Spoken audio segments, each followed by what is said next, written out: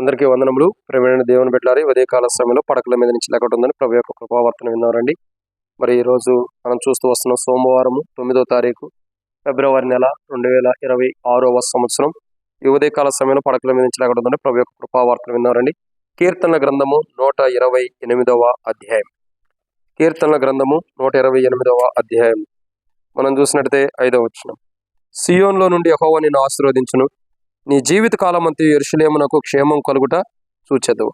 ఇక్కడ మనం దేవుని యొక్క వాక్యాన్ని చూసినట్టు ప్రియులారా, ఇక్కడ రాయబడుతున్న మాట, సియోన్లో నుండి యెహోవా నిన్ను ఆశీర్వదించును. ఈ ఉదయ కాలం పడకల మీద నుంచి లాగుండదని ప్రభు యొక్క కృపావార్తను మనం వింటున్నాం. ఏమని రాయబడుతూ వచ్చింది? సియోన్లో నుండి యెహోవా నిన్ను ఆశీర్వదించును అన్న మాట మనం చూస్తూ వస్తున్నాం. ఓకే, దేవుడు మనల్ని ఆశీర్వదించేవాడుగా, సియోన్లో నుండి ఆయన ఆశీర్వదించును గాక ఆశీర్వదించేవాడు కొంటున్నాడు. అసలు సియోన్ ఎలాంటిది? సియోన్లో నుండి దేవుడు మనల్ని ఆశీర్వదిస్తున్నాడు కదా, సియోన్ ఎలాంటిది అని అంటే బైబిల్లో కొన్ని విషయాలు మనం చూడొచ్చు. దాంట్లో మొదటి మాట రండి, దేవుని యొక్క వాక్యాన్ని చూస్తున్నట్టయితే మొదటి రాజుల గ్రంథం 8వ అధ్యాయం. మొదటి రాజుల గ్రంథము 8వ అధ్యాయం. సియోను ఎలాంటిది అని మనం చూసినట్టయితే మొదటి రాజుల గ్రంథము 8వ అధ్యాయం మనం చూస్తున్నాం. మొదటి వచనం, మొదటి రాజుల గ్రంథం 8వ అధ్యాయం మొదటి వచనం. అప్పుడు సియోను అను దావీదు పురములో నుండి యెహోవా నిబంధన మందసమును పైకి తీసుకొని వచ్చుటకు యెరూషలేము నుండి రాజైన సొలొమోను ఇశ్రాయేలు పెద్దలను, గోత్ర ప్రధానులను, అనగా ఇశ్రాయేలు పితరులు కుటుంబం పెద్దలను తన యొద్దకు సమకూర్చాను. కాబట్టి ఇక్కడ మొదటి కోణాన్ని చూస్తున్నాం. సియోను ఎలాంటిది అని అంటే, సియోను దేవుని నిబంధన కలిగి ఉన్నటువంటి. సియోనులో ఏముందండి? దేవుని యొక్క నిబంధన. సో దేవుని నిబంధనతో నింపబడింది సియోన్ అనగా. సియోన్ అనగా దేవుడు కోరుకున్నది, దేవుడు నివసించేది అయి ఉండొచ్చు. కానీ ఇక్కడ గమనించాల్సిన కోణం ఏంది? సియోన్ ఎలాంటిదంటే దేవుని నిబంధన కలిగి ఉన్నటువంటి, దేవుని నిబంధనతో కూడిన మందస్సాన్ని కలిగి ఉంది. నిబంధన కాదు, మందసం. దేవుడు ఏదైతే నిబంధనలతో కూడినటువంటి మందస్సాన్ని నియమిస్తూ వచ్చాడు, బయలుపరుస్తూ వచ్చాడు. దేవుని నిబంధనలు ఏవైతే ఉండేవి, ఆ నిబంధనలతో కూడినటువంటి మందసము సియోన్లో ఉంది. సియోన్ ఎలాంటిదంటే దేవుని నిబంధనతో కూడిన మందస్సాన్ని కలిగి ఉన్నది సియోన్. అలాంటి సియోన్లో నుండి దేవుడిని ఆశీర్వదించడానికి ఇష్టపడుతున్నాడు.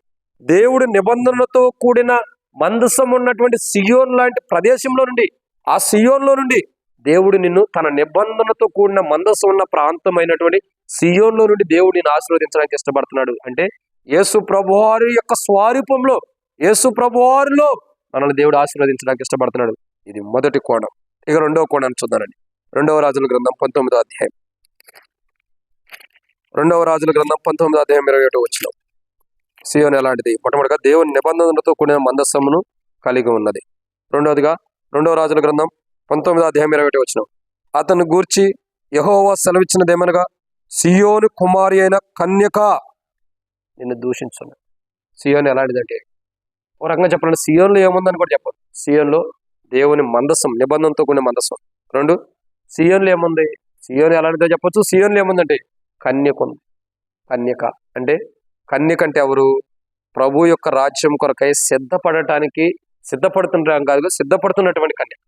ప్రభు రెండో రాకడ కొరకై సిద్ధపడుతున్నటువంటి కన్యక అని బైబిల్ రాయబడుతూ వచ్చింది. సియోను కన్యక అంటే ప్రభు వచ్చినప్పుడు సంఘముగా ఎత్తబడటానికి సిద్ధమైనటువంటిది సియోన్లో ఉంది. సో సియోన్లో నుండి యెహోవా నేను ఆశీర్వదిస్తానన్నాడు. సియోను ఎలాంటిది? సియోన్లో ఏముందంటే, సియోను దేవుని మందసముతో కూడి దేవుని యొక్క నిబంధన మందసం కలిగి ఉంది. సో సియోన్లో ఏముంది? దేవుని నిబంధన మందసం ఉంది. రెండు, సియోన్లో ఏముంది? కన్యక ఉంది. ఏముందండి? కన్యక. సియోన్లో కన్యక అంటే పరిశుద్ధమైన జీవితం. సియోన్లో ఏముందండి? ఒక పరిశుద్ధమైన జీవితం కలిగిన వారు. కన్యక అంటే పరిశుద్ధమైన జీవితం. సియోన్లో ఒక పరిశుద్ధమైన జీవితం ఉంది.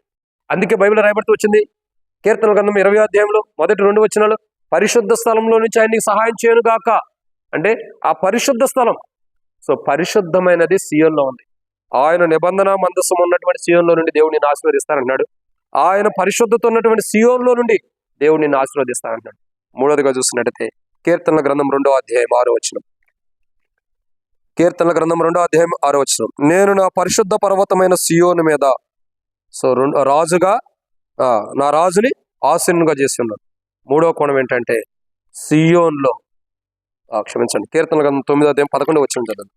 కీర్తనల గ్రంథం 9వ అధ్యాయం 11వ వచనం. సియోను వాసి యెహోవాను కీర్తించుడి, ఆయన క్రియలను ప్రజల్లో ప్రచురం చేయండి. అక్కడ మూడో కోణం ఏంటంటే ఏమన్నా వచ్చింది, సియోన్లో ఆయన వాసిగా ఉంటూ వస్తున్నాడు. అంటే ఆయన అక్కడ సియోన్లో ఉండటానికి ఇష్టపడుతున్నాడు, సియోన్లో నివసించడానికి ఇష్టపడుతున్నాడు. సో సియోన్లో నుండి ఆయన నిన్ను ఆశీర్వదించేవాడు ఉంటాడు. ఆ సియోన్ ఎలాంటిది? మొట్టమొదటిగా దేవుని నిబంధన మందసం కలిగి ఉంది. 2 పరిశుద్ధమైన, అంటే కన్యక అంటే పరిశుద్ధమైన జీవితం కలిగి, పరిశుద్ధత కలిగి ఉన్నది.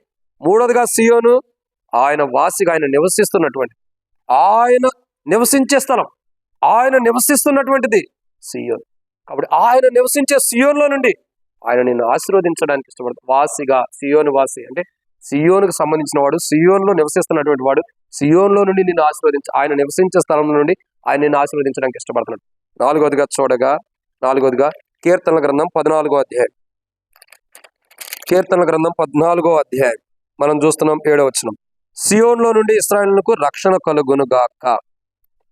సియోన్ నుండి ఇశ్రాయేలుకు రక్షణ కలుగును గాక. 4వదిగా ఆయన ఏ ప్రాంతం నుంచి, ఎక్కడి నుంచి రక్షణ ఇవ్వాలనుకుంటున్నాడంటే సియోన్లో నుండి. సో ఇక్కడ రాయబడుతున్నమాట, సియోన్లో నుండి ఇశ్రాయేలుకు రక్షణ కలుగును గాక. అంటే ఆయన రక్షణ ఇచ్చేటటువంటి స్థలంలో నుండి మనల్ని ఆశీర్వదించాలని ఇష్టపడుతున్నాడు. ఇంకా మనకు అర్థం కావాలంటే ఆయన రక్షణకరమైనటువంటి స్థలంలో నుండి మనల్ని ఆశీర్వదించడానికి ఇష్టపడుతున్నాడు.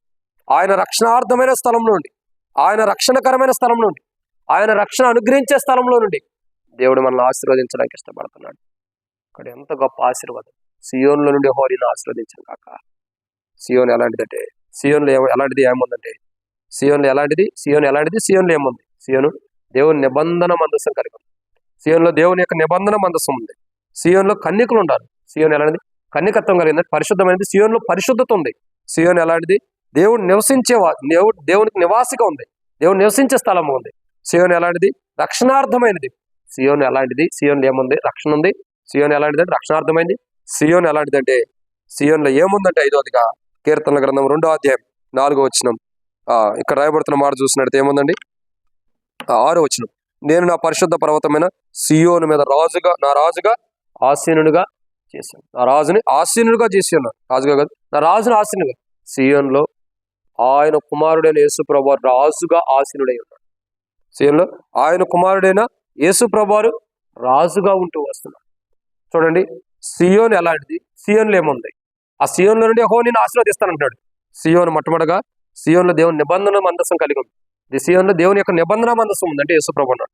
2 సియోను కన్యకత్వం కలిగి ఉంది. ఎలాంటిది? కన్యకత్వం అంటే సియోన్లో పరిశుద్ధత ఉంది. 3 సియోన్లో దేవుడు వాసిగా ఆయన సియోన్లో వాసిగా ఉంటున్నాడు, అంటే ఆయన నివసిస్తున్నటువంటి స్థలం. 4వదిగా సియోను రక్షణార్థమైనది. సియోన్లో రక్షణ ఉంది. 5వదిగా సియోన్లో ఆయన రాజుగా ఆయన కుమారుణ్ణి నివసింపజేస్తున్నాడు. సియోన్లో రాజుగా ఆయన కుమారుణ్ణి వసింపజేస్తున్నాడు, ఆసీనుడుగా చేస్తున్నాడు. సియోన్లో ఆయన కుమారుడు ఉన్నాడు, యేసు ప్రభువు. సో ఇంత గొప్ప సియోన్లో నుండి దేవుడు మనల్ని ఆశీర్వదించాలని ఇష్టపడుతున్నాడు. ఇంత గొప్ప సియోన్లో నుండి దేవుడు ఆశీర్వదించాలంటే మన పాపాలు ఒప్పుకుని ఉండాలి, మనం సరిదిద్దుకున్న వారికి ఉండాలి, మన జీవితం సరిచేయబడిందిగా ఉండాలి, మన జీవితం సరిచేయబడిందిగా ఉండాలి. దేవునికి మహిమార్థమే ఉన్నప్పుడు దేవుడు ఇంత గొప్ప సియోన్లో నుండి దేవుడు మనల్ని ఆశీర్వదించేవాడుగా ఉంటాడు. అట్లు ఇంత గొప్ప సియోన్ నుంచి దేవుడు మనల్ని ఆశీర్వదించడం కొరకై అవసరమైన క్రైస్తవ జీవితం, రక్షణార్థమైన క్రైస్తవ జీవితం మనం కలిగి ఉన్నట్టు ప్రభు సాయించను గాక ప్రార్థన. మమ్మల్ని మిక్కులుగా ఎక్కువగా ప్రేమించిన ప్రియ పరలోకపు తండ్రి, మీకు వందనాలు. యుద్ధమైన వాక్యాన్ని మీరు కట్టి ఫలింపజేసి రక్షణార్థమైన క్రైస్తవ జీవితం మీరు మాకు అనుగ్రహించండి. సియోన్లో నుండి మీరు మమ్మల్ని రక్షించి కాపాడమని, సియోన్లో నుండి మీరు మమ్మల్ని ఆదరించమని, రక్షణార్థమైనది, ఆసీనమైనది, మీరు నివసించేది, రాజుగా మీ కుమారుని నుంచేది ప్రభు, అంత మాత్రమే కాదు కన్యకత్వం పరిశుద్ధత కలిగింది, దేవుని నిబంధన మందసం ఉన్నటువంటి సియోన్లో నుండి మమ్మల్ని ఆశీర్వదించి మీ కృప చేత బలపరచండి. అట్లు ఈ 5 అంతలు కలిగినటువంటి సియోన్లో నుండి మీరు మమ్మల్ని ఆశీర్వదించడానికి అవసరమైన క్రైస్తవ జీవితాన్ని కూడా మీరు మాకు అనుగ్రహించి మహిమ పొందమని ప్రభువైన యేసుక్రీస్తు నామమున విశ్వాసంతో ప్రార్థిస్తున్నాను తండ్రి, ఆమేన్. అందరికీ ప్రేమ దేవుని బిడ్డలారా, మన ప్రభువైన యేసుక్రీస్తు నామమున శుభావందనములు ప్రయత్నిస్తాను.